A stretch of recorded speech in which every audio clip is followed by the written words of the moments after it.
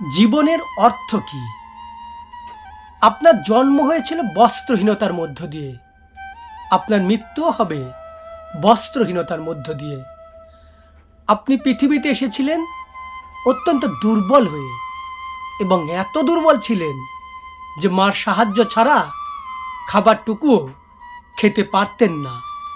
আপনি যখন পৃথিবী ছেড়ে যাবেন, তখনও আপনি অত্যন্ত দুর্বল ও অসহায় থাকবেন। তখন আপনার কাফনের কাপড়টুকুও নিজে পরতে পারবেন না, আর একজন আপনাকে তা পরিয়ে দেবে। আপনি যখন পৃথিবীতে এসেছিলেন, তখন আপনার অর্থ সম্পদ কিছুই ছিল না। যখন আপনি পৃথিবী ছেড়ে চলে যাবেন, তখন আপনার কিছুই থাকবে না।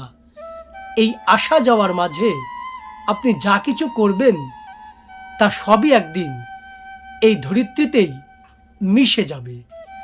আপনার প্রথম গোসল যেমন কেউ দিয়েছিল, তেমনি আপনার শেষ গোসলও অন্য কেউ দেবে। আপনি যেমন পৃথিবীতে একা এসেছিলেন, ঠিক তেমনিভাবে পৃথিবী থেকে আপনাকে একাই চলে যেতে হবে। আপনার সাথে আপনার প্রিয়জন কেউ যাবেন না। হ্যাঁ, এটাই জীবন, এটাই তো জীবন।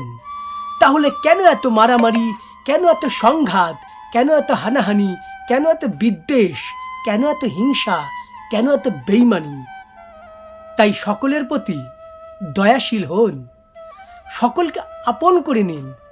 এই ক্ষণিকের যাত্রায় জীবন খুব সংক্ষিপ্ত, তাই জীবনকে মহৎ কাজে উৎসর্গ করুন। অনর্থক কাজ থেকে নিজেকে বিরত রাখুন।